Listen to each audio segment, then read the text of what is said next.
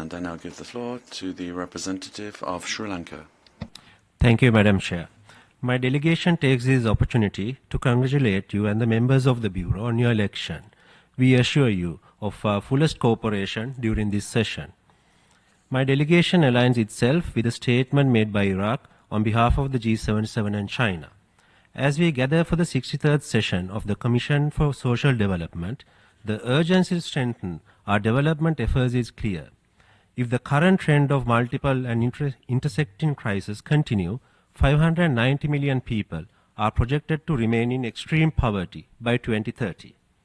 Poverty and lack of access to opportunities lead to insecurity that affects the very fabric of society, feeding extremism and conflict. Sri Lanka's pursuit of sustainable development has been predicated on social trust and social cohesion.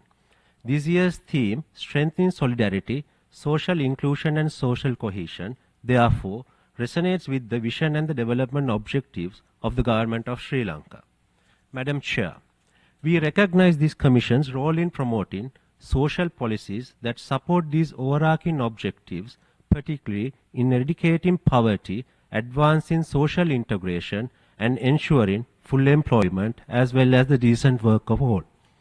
As we approach the Second World Summit for Social Development at the end of this year, Sri Lanka reaffirms its commitment to advance in the 2030 Agenda based on principles of inclusivity, equity, and sustainability.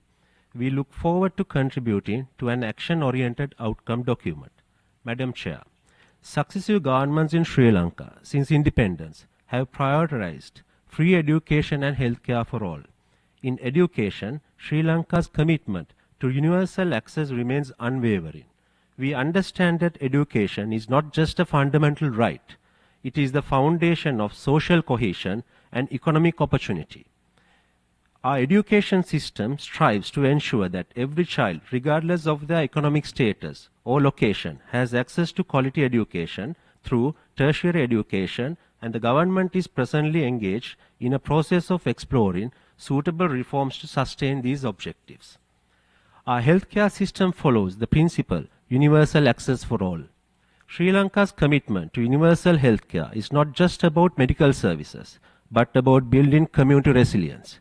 By embracing a community-based approach to healthcare, we strive to strengthen solidarity within the society, ensuring that every individual has the support they need in times of illness or medical emergency.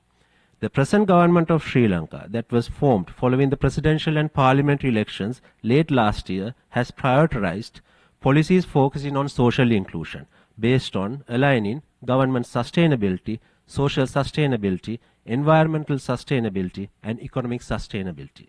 Madam Chair, the challenges before a developing country emerging from an economic crisis are immense. These challenges are exacerbated by extreme weather events and environmental degradation that disproportionately affect the most vulnerable communities, threatening livelihoods and economic stability. For developing island nations like Sri Lanka, with limited fiscal space, the economic and social impact of these environmental shifts is particularly severe and diverts much-needed funds. Madam Chair, Sri Lanka has learned many lessons from the pandemic and the economic crisis. While recovery is underway, we know that lasting recovery will depend on strengthening our social bonds.